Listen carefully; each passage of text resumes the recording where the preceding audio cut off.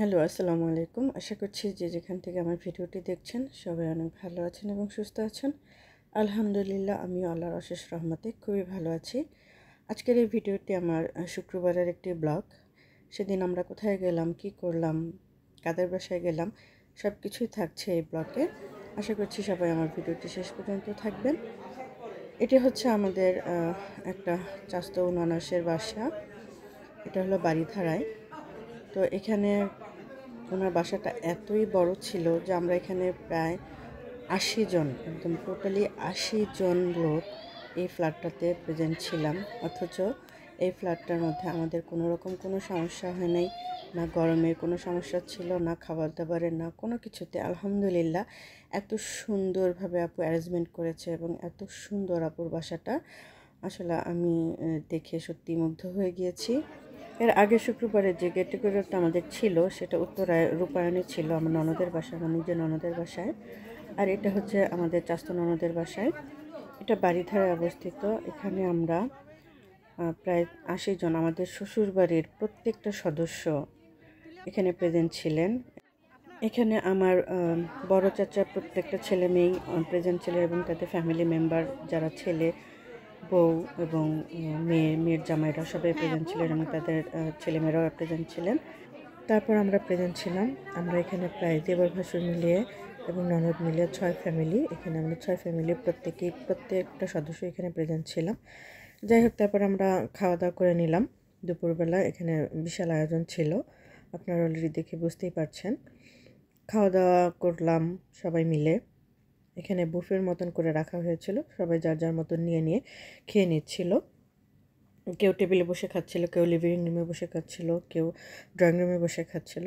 মানে যে যার মতন এখান থেকে নিয়ে নিয়ে সবাই নিজের মতন করে নিয়ে নিয়ে খাচ্ছিল। খাবার দাবার শেষ করে প্রায় আমরা ঘন্টাখানেকের মতন একটু রেস্ট নিয়েছিলাম।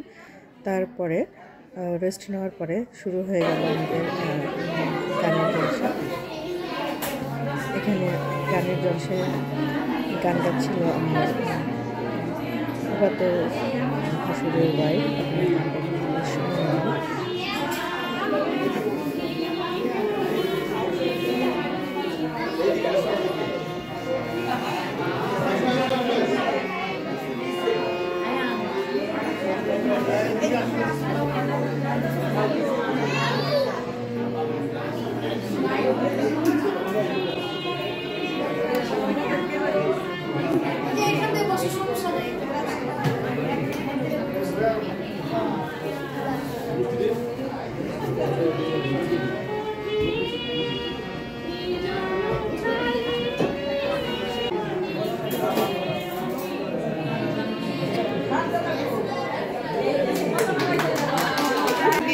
এখন গান গাচ্ছে আমার চাস্তো ননাস। ওনার গলাটা ভীষণই মিষ্টি, আপনারা শুনবেন।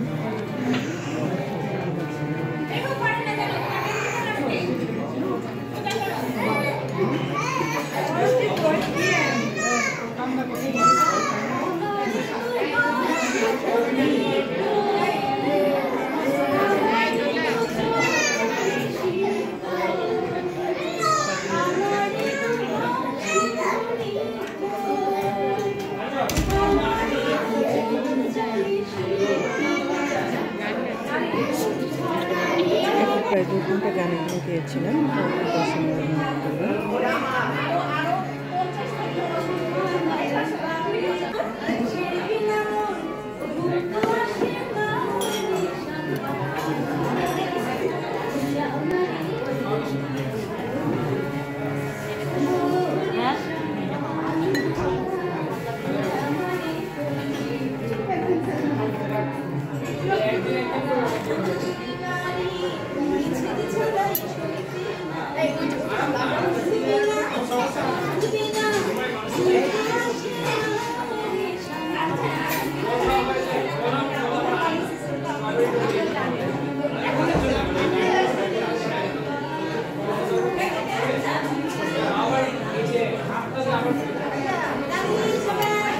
গান শেষ হওয়ার পর আমাদের এখানে গান গাইলেন আমার ভাসু।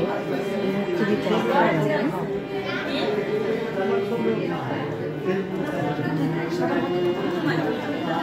এখন গান গাচ্ছে আমার প্রত্যেকটা মানুষের বানাবেন এবং আমরা তিনজন মিলে বানিয়েছিল।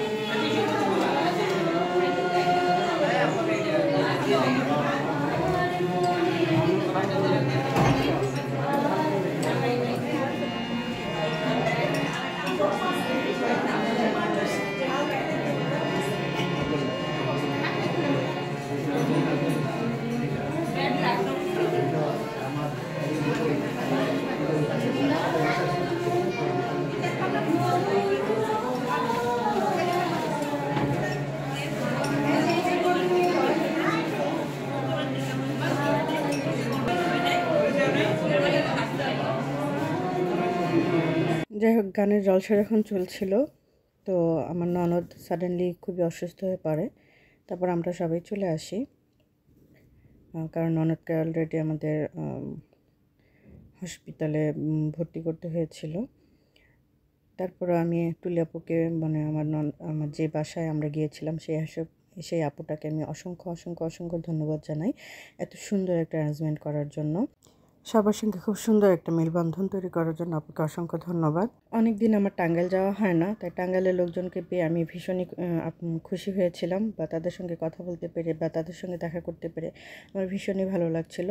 তো এই জন্য আমি তুলি আপুকে অসংখ্য ধন্যবাদ জানাই এত সুন্দর একটা অ্যারেঞ্জমেন্ট করার জন্য। আলহামদুলিল্লাহ, আপুর বাসাটাও আমার খুব ভীষণ ভালো লেগেছে এবং সেই সঙ্গে সবার সঙ্গে দেখা সাক্ষাৎ হওয়ার কারণে আমার মনটাও ভীষণ ভালো হয়ে গিয়েছিল আলহামদুলিল্লাহ। তো এই তো আজকের মতো এখানেই আমার ব্লগটা শেষ করছি। সবাই ভালো থাকবেন এবং সুস্থ থাকবেন। আসসালামু আলাইকুম।